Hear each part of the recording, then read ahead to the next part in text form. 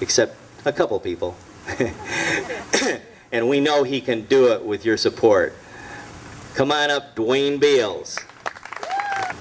For those of you who want to take something home with you, we have a number of palm cards. Take them along, deliver them to your friends and relatives.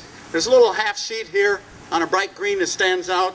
It summarizes some of the things that came out of the South Bend Tribune July 1st, the Wall Street Journal June 19th, and some of the response to B. Patrick Bauer's question about jobs in Indiana.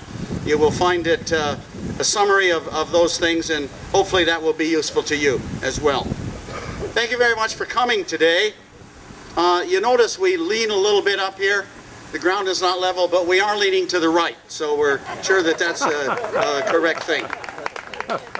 Some of you have met old friends, made some new friends. We're always glad for that. And I heard a couple of you say to others, you're looking good. Just want to remind you the 3 stages in life. There's youth, middle age, and you're looking good. So I take it that some of you, like I, are in that 3rd stage. You know my name, Duane Beals, candidate for Indiana House of Representatives, District 6. Position Pat Bauer has held for 40 years. He was first elected in 1970. The same year, my family and I, well, my pregnant wife and I, our first daughter was born in October of 1970, moved back to South Bend for me to begin doctoral studies at Notre Dame.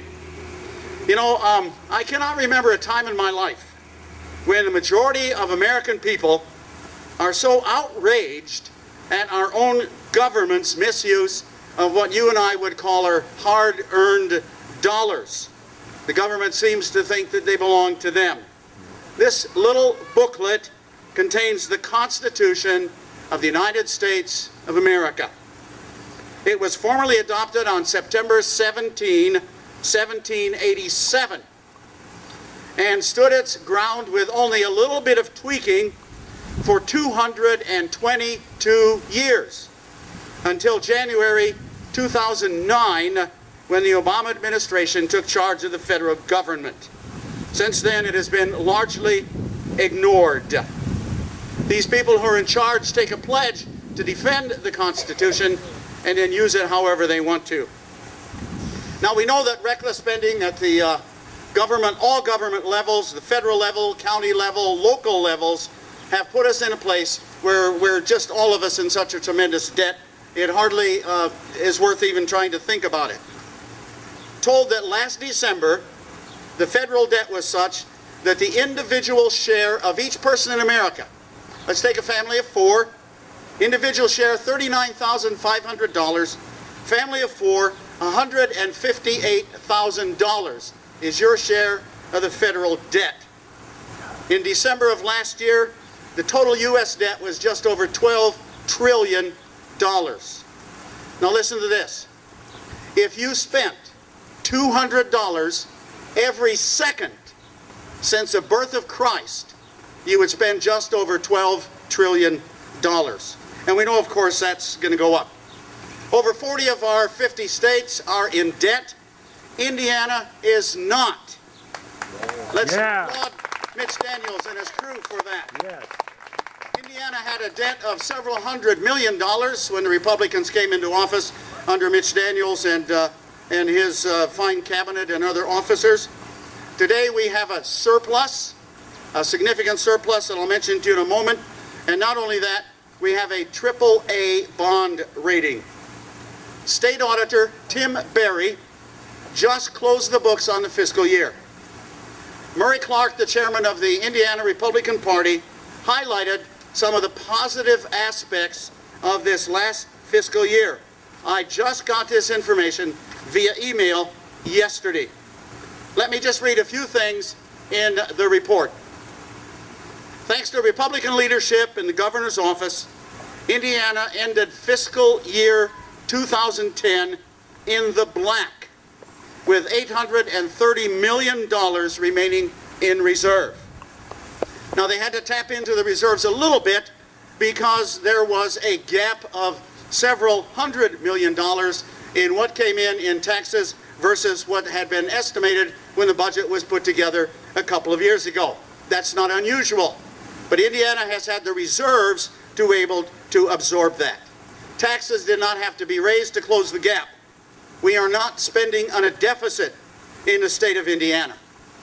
When reductions had to be made, we are told that protection was given to education as much as possible. And I heard the governor say this personally in 2 meetings, and I have it here in writing. If Indiana legislature had passed the budget originally proposed by the Democrats under the leadership of Pat Bauer in the House of Representatives, there would have been deeper spending cuts. The resources would have been completely gone. For more money, they may have had to look at raising taxes. And not only that, halfway through the budget cycle, they would run out of money. But now it looks as if we're in good shape, and the fiscal year 2011 budget in process and adopted will still have almost $200 million in reserves at the end of that time. So we can thank our leadership that we're in the fine fiscal shape that we're in. The government treats you and me like an ATM machine. They just go and pull out the money whenever they want it. It's like we have unlimited access. Elected representatives forget the people who elected them. The liberal media has given President Obama credit for saving General Motors and Chrysler. Do you know how he did it? He confiscated both companies. The feds took bonds away from investors at 10 cents on the dollar and gave GM stocks to the government and to the unions. Now, I know enough about business to know that bonds are supposed to be in line.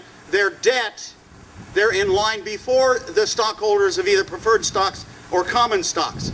But the federal government, through its activity, took away 90% of bond value from the bondholders. Not only that, they cut the GM dealers by more than half. And I wonder if any of them were Republicans. Might be worth looking into to see. We also know about the stimulus package. We won't go over that in a lot of detail, but things like $200,000 for a tattoo removal program, $1.7 million for swine odor research. Is anyone here who does not know that pigs stink? Raise your hand if you've never had that experience. Over $2 million to study grape genetics. Anybody here breed grapes? Waste of money. Over $2 million for a wood education center and $4.5 million for research on how to use wood. I worked my way through college and seminary for a contractor building houses. I already know how to use wood. We don't have to spend $4.5 million for that. We all know about the Gulf oil spill, and of course we're glad that that has finally apparently been capped. But you and I know who caused the oil spill. The environmentalists. Amen. The Democrats somehow are afraid of the environmentalists, and they sort of bend at their every whim. We need oil. The economy runs on oil. It will run on oil for the lifetime of any of us who are here today. But we can't drill. We can't drill inland. We can't drill off the coast of California. We can't drill on the shallow continental shelf. We can't drill in ANWR, the Alaska National Wildlife Reserve, even though the area where they're drilling, in comparison to all of ANWR, would be like a postage stamp on a football field. It's ridiculous. So the government said to the oil companies, go out in the deep water and drill, and we will not ask you to pay the usual royalty. And so they went to the drill because they couldn't drill anyplace else. The environmentalists caused the disaster. Now I'm talking about the federal government here, and you might very well say, hey, you know, so what? What about the state of Indiana? What about the county of St. Joseph? What about the city